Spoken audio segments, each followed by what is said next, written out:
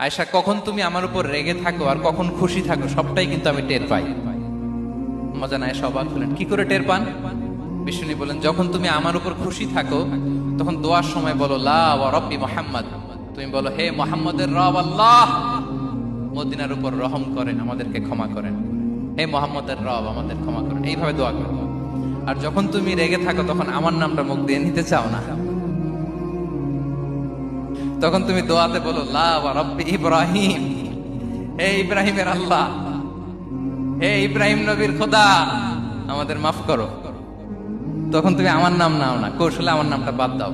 আমাদের আয়েশা বলেন, ইয়া রাসূলুল্লাহ মা আহজুরু ইল্লা ইসমাক, নবী হে আমি তো আপনার নামটাই শুধু মুখ থেকে বাদ দেই, আমার হৃদয় থেকে তো কখনো আপনারে বাদ দিতে পারি না। এটা ঠিক, তখন রেগে থাকি, আপনার নামটা মুখে নেই না, কিন্তু হৃদয় থেকে তো আপনাকে সরাতে পারি না। সুবহানাল্লাহ।